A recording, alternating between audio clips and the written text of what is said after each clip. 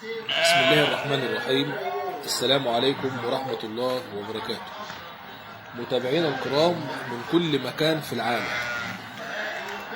النهاردة إن شاء الله هنتكلم بخصوص الناس اللي بتسأل تعلف الغنم إزاي، أو تبدأ مع الغنم بالعلف المركز إزاي. إن شاء الله الموضوع بسيط مفهوش أي مشكلة نهائي، وهنتكلم فيه مع بعض سريعا كده عشان ما تضيعش فلوسك على الأرض وتصرف كتير ولا قدر الله الغنم تتلكم منك. باختصار عشان بس ما اطولش عليكم، لا الغنم خير. انت راجل رحت اشتريت خروف من السوق او من عندي او من عند غيري من اي مكان عامة يعني، وعايز تسمنه. ألف ب الخروف اللي انت اشتريته ده او اللي انت جبته مش واخد على العلف، او مش عارف يعني ايه تسمين ويعني ايه علف مركز ومادة ملء وبروتين وطاقة والياف. اعتبره عيل صغير لسه بادئ يمشي، فانت بتمشي معاه واحدة واحدة بتعلمه لحد ما يقف على رجله ويدوس. نفس القصة الخروف.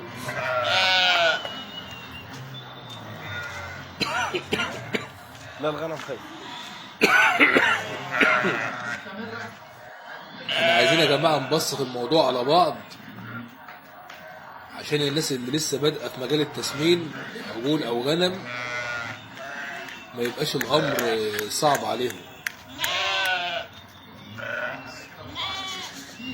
الخروف اللي انت اشتريته ده او العجل بيبقى جاي لسه ألف ب، ما يعرفش يعني ايه علف مركز. فلو حضرتك خشيت معاه غشيم هتجيب نفسه، ممكن يعدي بنسبة 1% وبنسبة 90% ممكن يموت منك. أنا بكلمك بصراحة وبجيب لك من الآخر. أنا ما بحبش أزوق الكلام وما بحبش ألف ولا دور. هتبدأ غشيم هتخسر، هتبدأ بالعقل وبالورقة والقلم هتنجح وهتعدي. نيجي بقى للمهم. العجل اللي انت جبته او الخروف اللي انت جبته اول ما تجيبه ما تبدأش معاه على طول بعلف مركز كبس، يعني تحط له كتير عمال على بطال ليل ونهار. غلط غلط غلط نهائي نهائي.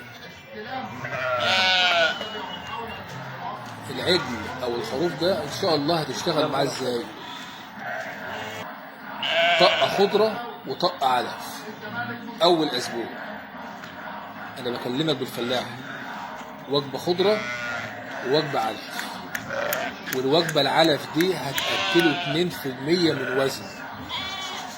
القانون والعلم اللي الناس ماشية بيه المفروض نأكل الحيوان 3% من وزنه، بس احنا بنقول انت لسه بتعلمه ولسه بتدربه، يبقى خليك أكله 2% من وزنه زائد طاقة خضرة أول أسبوع. انت بس بتنبه الكلف وبتنبه العجل أو الخروف ان انت بتقول له ان في حاجة مركزة او علف مركز او اكل جديد هيخش حياتك. ده اول اسبوع، طاقة خضرة وطاقة علف مركز. والعلف المركز هتأكله 2% من وزنه، ما تستعجلش. هقول لك 2% يعني ايه. تاني اسبوع هتمنع الخضرة نهائي. برضك هقول لك ليه. انت راجل بتسمن، عايز تبني لحم، عايز تبني كتلة عضلية، يبقى ما ينفعش اكل خضرة عشان الخضرة بتفك الجسم. حلو حلو. طب انا عشان اكله 2% من وزنه، الخروف اللي انت جبته او العجل اللي انت جبته هتطلعه على الميزان، وزنه وليكن طلع 30 كيلو. لا الغنم خير. هتضرب 30 كيلو في 2 بيساوي 60. تقسم 60 على 100 على 100، الناتج هيطلع معاك 600 جرام. ال 600 جرام دول هو حق الخروف من العلف المركز اللي هياكله على مدار ال 24 ساعة.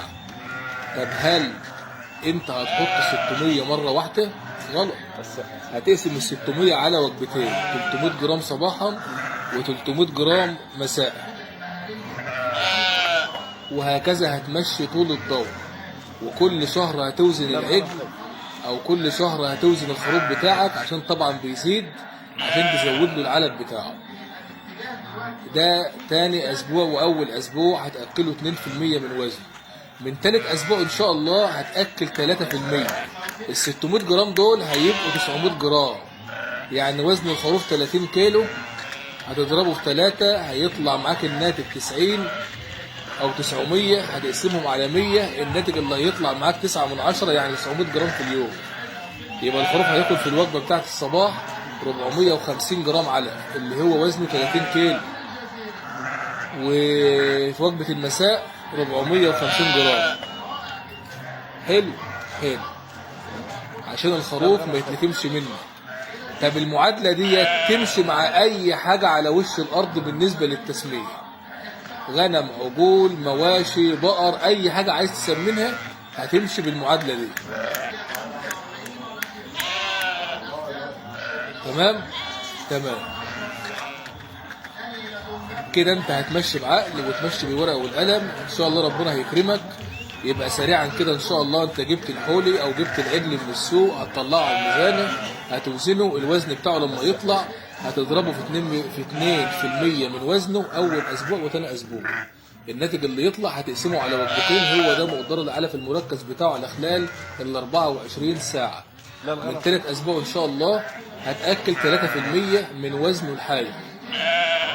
مثال بسيط، انا بديك مثال، وانت بقى درب على عجل او جاموسه او على بقره او درب على 100 راس عندك. فانا بديك مثال، انت عندك خروف 30 كيلو، عشان اكله 3% من وزنه يبقى هضرب 30 في 3 ب900، واقسم ال 900 على 100، الناتج اللي هيطلع 9 من 10، يعني 900 جرام علف مركز. يبقى انت هتاكله صباحا 450 جرام ومساء 450 جرام علف مركز. طب انا اكل علف مركز حاف من غير تبن؟ لا طبعا. اي حاجه تسمين بتعوز طاقه وبتعوز بروتين وبتعوز الياف. تمام، كل ده موجود في خلطه العلف المركز. طب انا عشان اشغل الكرش يبقى لازم انا اكل تبن. تمام، التبن اللي انت هتاكله ان شاء الله، الخروف اللي هياكل 450 جرام علف مركز هيبقى نص المقدار او نص المعادله بتاعت العلف المركز بالفلاحي تبن. يبقى هتحط 200 جرام او ربع كيلو تبن في الوجبه، عليهم 450 جرام علف مركز للخروف بتاعك.